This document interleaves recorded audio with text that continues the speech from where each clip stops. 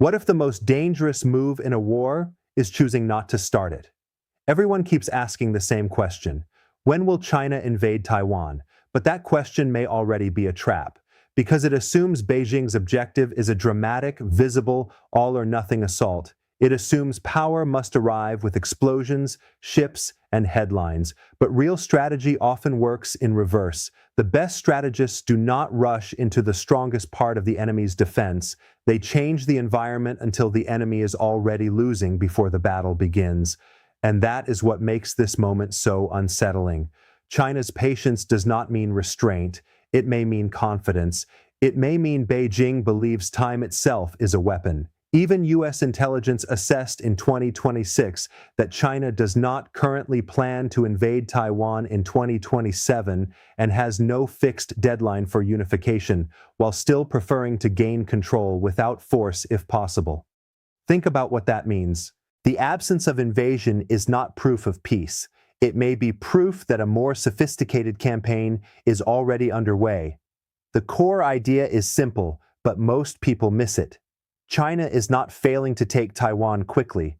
China may be trying to make a quick invasion unnecessary. That changes everything. Because if Beijing can exhaust Taiwan, isolate it, normalize pressure, fracture foreign resolve, and convince the world that intervention would be too costly, then the final act may not look like conquest at all. It may look like inevitability. This is why the standard debate, will China attack now or later, is incomplete. The real contest is over conditions, not just timelines. Can Beijing slowly rewrite what is normal in the Taiwan Strait? Can it turn military coercion into background noise? Can it make every response by Taiwan seem escalatory, while every escalation by China looks administrative, defensive, or domestic? Reports from Reuters, Taiwan's own defense ministry, and major strategic studies all point in the same direction. Gray zone pressure, maritime coercion, quarantine concepts, peripheral seizures, and legal administrative control are not sideshows. They are part of a larger design. This is where the strategy becomes dangerous. When pressure is constant, but below the threshold of war, the target grows tired before the world grows alarmed. Source. Start with the military layer, because this is where the illusion is strongest. People imagine invasion as the decisive move because it is the most cinematic. Amphibious landings, missile salvos, air superiority. But from Beijing's perspective, a full invasion is also the most expensive, the most uncertain, and the most politically clarifying action imaginable. It would unite Taiwan, galvanize the United States and its allies, trigger sanctions, destroy infrastructure, and risk urban warfare against the very population Beijing claims it wants to govern. A blockade, quarantine, peripheral island seizure, or rolling encirclement campaign creates a completely different game. China's drills around Taiwan have increasingly simulated blockading key ports, repelling foreign forces, and striking maritime and land targets, while Coast Guard activity pushes the idea that enforcement, not invasion, is the immediate instrument of control. Strategic studies from the Atlantic Council and CFR both highlight why this is attractive. Coercion can be scaled up or down, legally framed, reversed if needed, and kept below the clean moral threshold that an outright invasion would cross. In strategy, flexibility is power.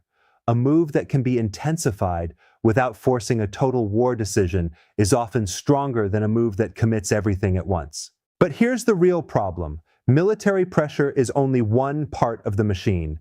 The political logic is even more sophisticated.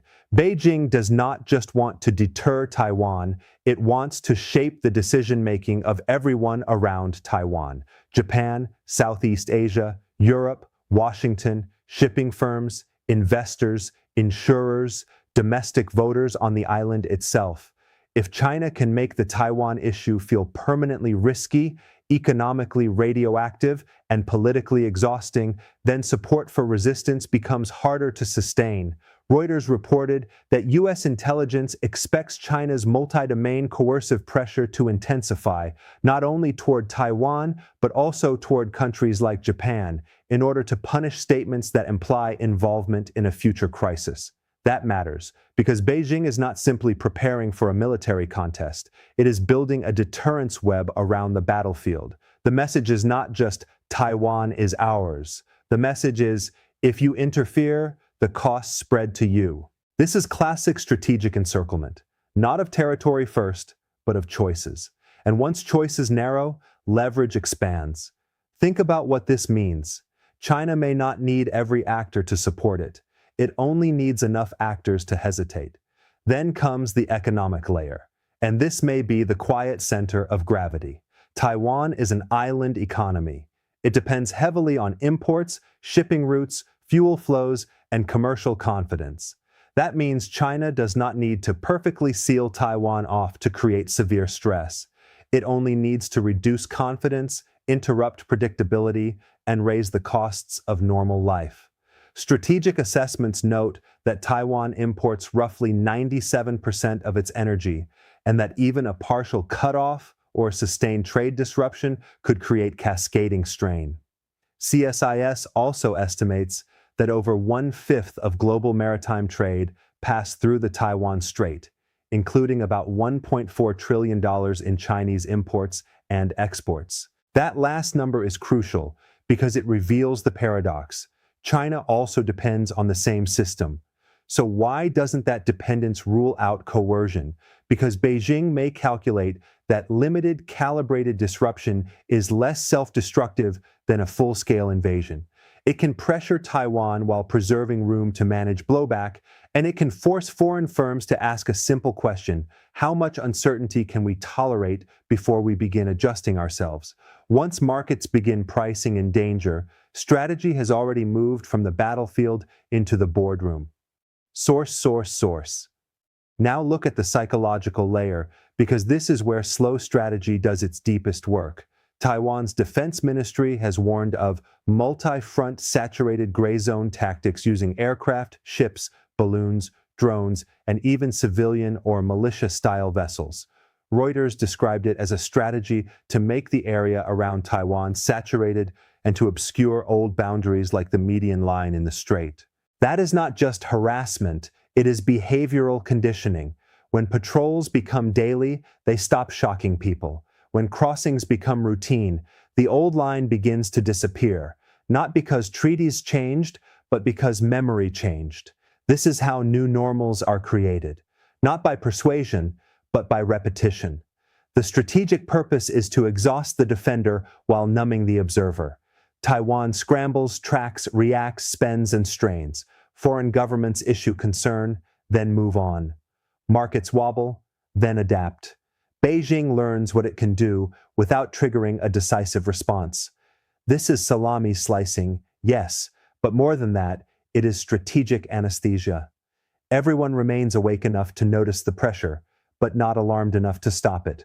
And once that happens, the center of gravity shifts from capability to psychology. This is why system thinking matters. None of these actions make full sense in isolation. A patrol here, a trade probe there, a military drill after a speech. A Coast Guard incursion near Kinmen, sanctions on Taiwanese figures, propaganda videos, cyber pressure, missile modernization. If you look at each event separately, it can seem reactive, symbolic, or limited. But if you step back, the pattern becomes clearer. China is not merely threatening Taiwan. It is trying to redesign the strategic operating system around Taiwan. Military drills test response times. Coast Guard patrols blur the line between naval coercion and law enforcement. Economic measures remind voters and businesses that politics carries material cost. Propaganda reframes pressure as legitimacy. Missile forces raise the price of outside intervention. And all of it happens in a rhythm that keeps Beijing active without forcing the final irreversible move. This is where the strategy becomes truly dangerous. The system is built to generate pressure without closure.